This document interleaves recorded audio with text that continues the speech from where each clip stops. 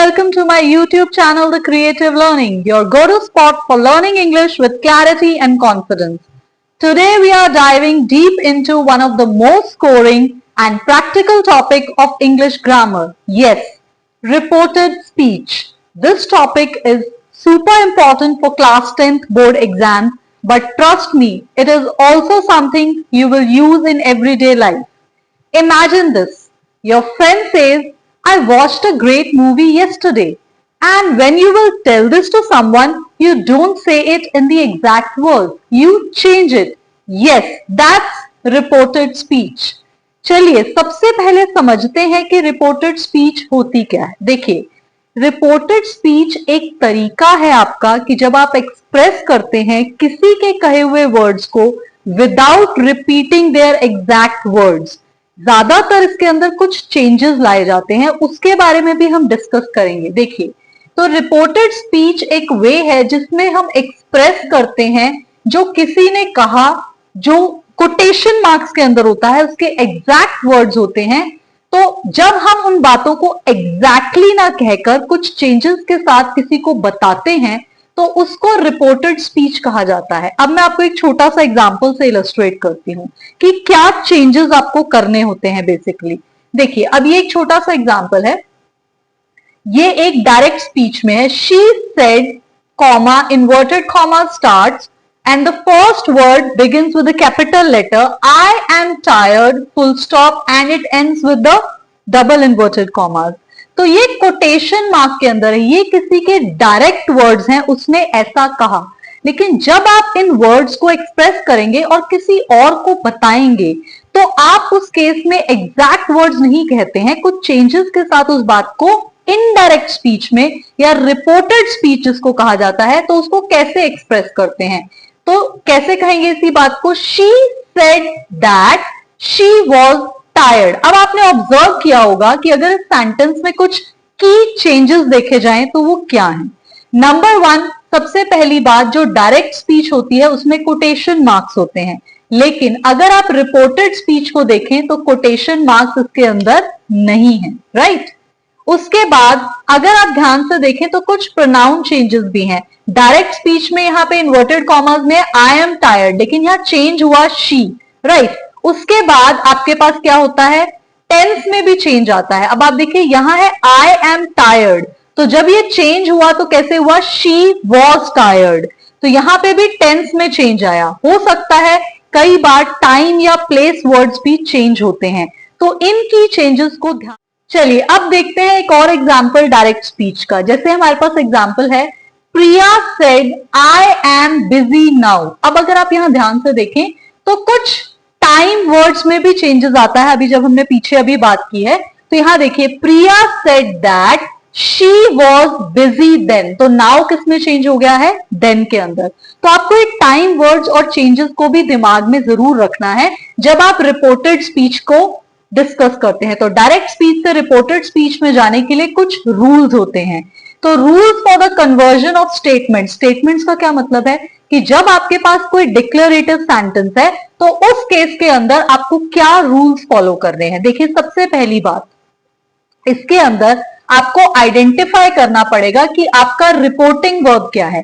देखिए, जो most common reporting verbs होते हैं स्टेटमेंट के, वो क्या होते हैं, सेड, टोल्ड, राइट. अब एक एग्जांपल से समझते हैं ताकि आपको बेटर अंडरस्टैंडिंग हो. अब यहां ध्यान से देखिए, ये आपके पास एक डायरेक्ट स्पीच है.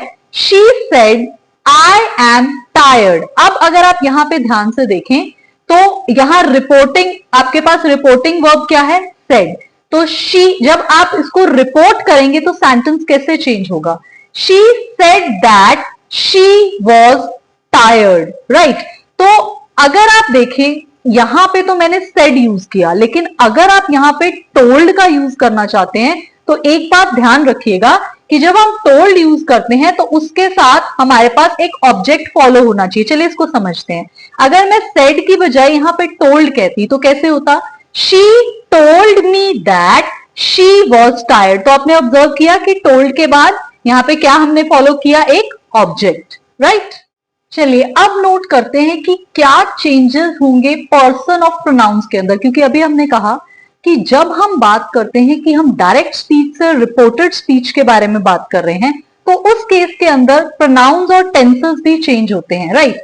तो जो फर्स्ट पर्सन प्रोनाउन होता है रिपोर्टेड स्पीच में, वो हमेशा चेंज हो जाता है according to the subject of the reporting speech.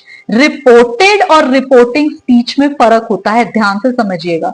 अब देखिए यहां पे क्या है, एक हमारे पास डायरेक्ट स्पीच है, she said I am coming by flight. तो अगर अब आप ध्यान से देखें तो हमारे पास यहां शी है, राइट, और यहां आई है। तो किस तरह से चेंजेस आएंगे इसको ध्यान से ऑब्जर्व कीजिएगा। इनडायरेक्ट स्पीच में क्या है, शी सेड, और सबसे पहली बात यहां पे जो कॉमा है वो ओमिट हो जाएगा, कॉमा नहीं आएगा आपके पास जब आप रिपोर्टेड या इनडायरेक्ट स्पीच की बात करेंगे। उसके बाद अब देखिए कैसे चेंज होगा, आई किस में चेंज हो जाएगा, शी में, और ऑब्वियसली टेंस चेंज तो आएगा ही, एम किस में चेंज हो जाएगा, वॉज में, और बाकी सेंटेंस एज इट इज। तो दैट मीन्स कि जो डायरेक्ट स्पीच होती है उसमें कोटेशन मार्क्स होते हैं, लेकिन इनडायरेक्ट स्पीच के अंदर कोटेशन मार्क्स मिसिंग है। टेंसेस के चेंजेस भी कीजिए और प्रोनाउन का भी चेंज कीजिए अकॉर्डिंगली, फर्स्ट पर्सन है, सेकंड पर्सन है या थर्ड पर्सन है।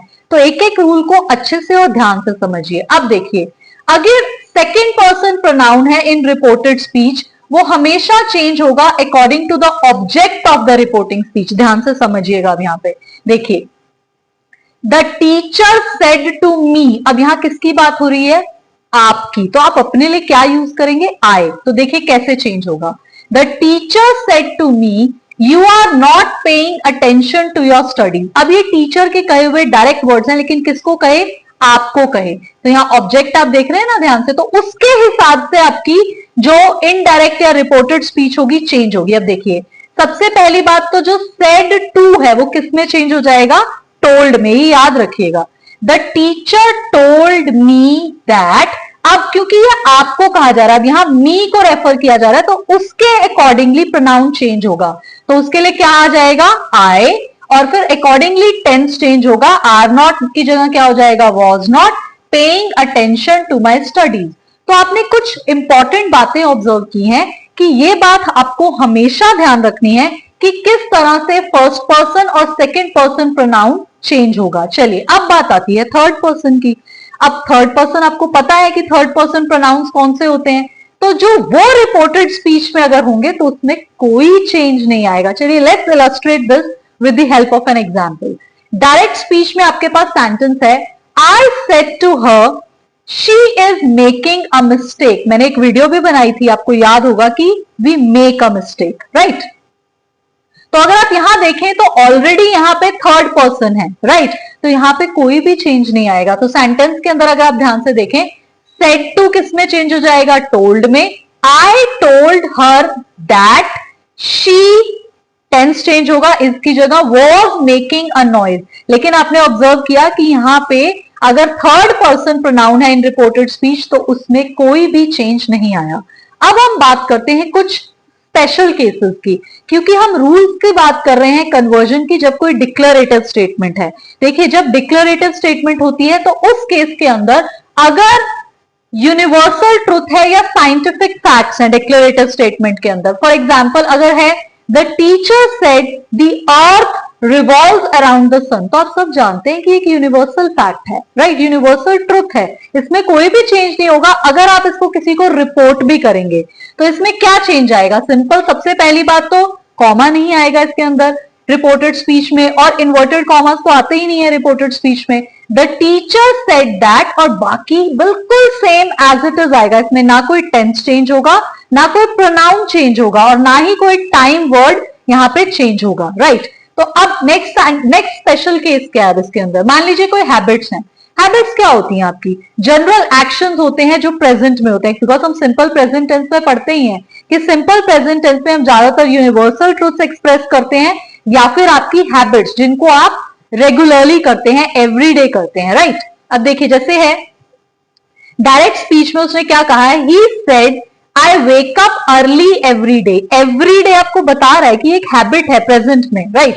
तो उस केस के अंदर जब आप इसको चेंज करेंगे तो कैसे चेंज होगा, ही सेड दैट, बस सिर्फ यहाँ पे क्योंकि ये फर्स्ट पर्सन है यहाँ पे, तो अभी हमने देखा था वो सब्जेक्ट के अकॉर्डिंग चेंज हो जाएगा। सब्जेक्ट क्या है यहाँ पे, ही, तो कैसे चेंज हो गया, that he wakes up early every day. बाकी कोई टेंस चेंज नहीं है यहाँ पे, ना कोई प्रोनाउन, सिर्फ हमारा यहाँ पे क्या चेंज हुआ है बेसिकली, आई चेंजेस इनटू ही। अब नेक्स्ट आते हैं, चलिए अब एक इंपॉर्टेंट बात जो आपको ध्यान में रखनी है, जब मैंने आपको कहा कि हम डायरेक्ट स्पीच से रिपोर्टेड स्पीच यानी कि इनडायरेक्ट स्पीच की बात करते हैं, तो कुछ बातें नोट करने वाली होती हैं, जिसमें सबसे इंपॉर्टेंट बात आती है कि उसमें टेंस चेंजेस आएंगे, प्रोनाउंस चेंजेस आएंगे, टाइम वर्ड्स या एक्सप्रेशंस जो होंगे वो भी चेंज होंगे, जो वर्ड्स इंडिकेट कर रहे होंगे नियरनेस को वो चेंज हो जाएंगे इनटू वर्ड्स सिग्निफाइंग डिस्टेंस। लेकिन कैसे, आपको ये मेमोराइज करना पड़ेगा।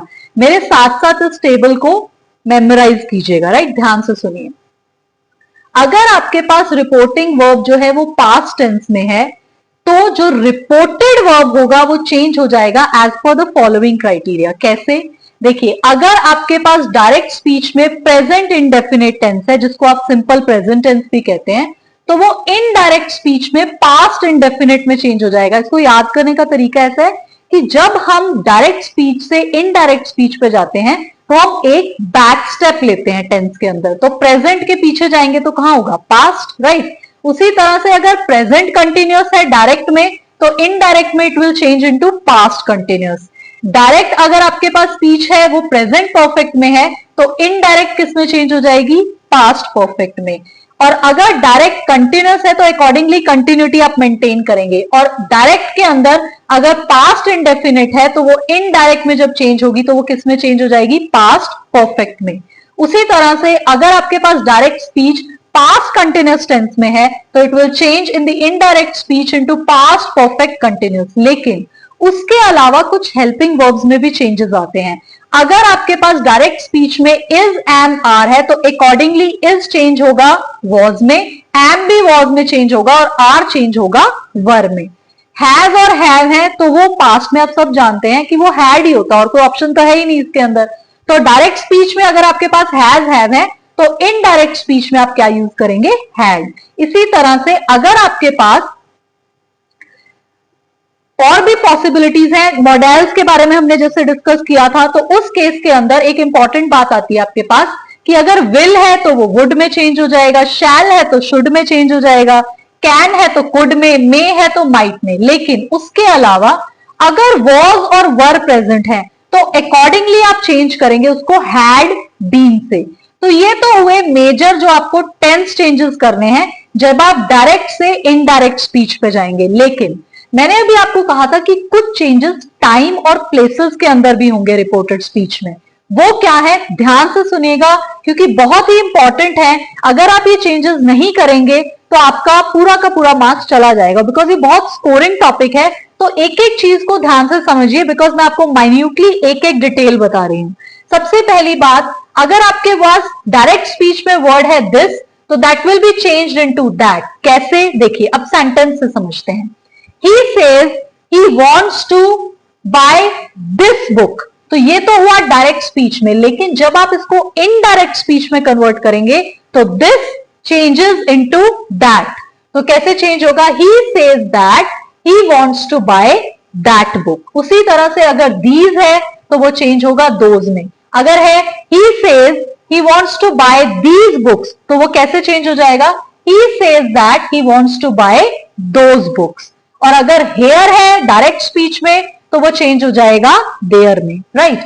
She says everybody was here, लेकिन जब आप इसको रिपोर्ट करेंगे तो ध्यान रखिएगा वहां पे हेयर यूज नहीं होगा। आप क्या कहेंगे, she says that everybody was there. क्योंकि मैंने अभी आपको ये बात बताई कि जो वर्ड्स इंडिकेट करेंगे नियरनेस को, उसको हम चेंज कर देंगे into the words signifying distance, right. उसी तरह से अब कुछ टाइम के बारे में बात करते हैं। अगर डायरेक्ट स्पीच में आपके पास वर्ड है टुडे, तो ध्यान रखिएगा जब आप रिपोर्टेड स्पीच या जिसको इनडायरेक्ट स्पीच भी कहा जाता है उसमें चेंज करेंगे तो आप क्या यूज करेंगे, दैट डे। जैसे she said I am going to Delhi today, तो जब आप इसको रिपोर्ट करेंगे तो कैसे करेंगे रिपोर्टेड स्पीच में, she said that she was going to Delhi that day, right. उसी तरह से अब येस्टरडे कैसे चेंज होगा, the previous day. She said, I visited Delhi University yesterday। और अब जब आप इसको रिपोर्ट करेंगे तो that today will be changed into, yesterday will be changed into the previous day। She said that she had visited Delhi University the previous day, क्योंकि अभी हमने टेंस चेंजेस भी डिस्कस किए थे, आपको याद है मैंने कहा था कि पास्ट इंडेफिनिट पास्ट परफेक्ट में चेंज होगा, तो आप देखिए had visited, ये पास्ट में था, इसको मैंने पास्ट परफेक्ट में चेंज किया है। और अगर आपके पास वर्ड है tomorrow in the direct speech, तो वो चेंज होगा, या तो फॉलोइंग डे लिख लीजिए या नेक्स्ट डे लिख लीजिए। तो कैसे चेंज होगा? She said I am going to Canada tomorrow, अब टुमारो कैसे चेंज होगा?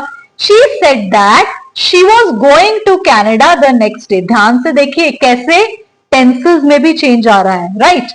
क्योंकि प्रेजेंट कंटिन्यूअस किस में जाएगा? बैक स्टेप में, पास्ट कंटिन्यूअस में। नेक्स्ट है टुनाइट, टुनाइट किस में चेंज हो जाएगा? That night. जैसे she said I am going to see him tonight, तो अब ये किस तरह से चेंज होगा? ये प्रेजेंट कंटिन्यूअस में है, तो टेंस चेंज क्या होगा? Past continuous.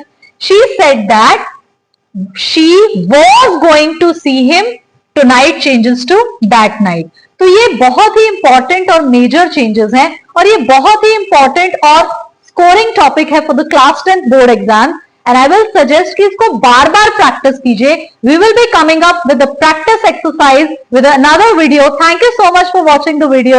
Happy learning.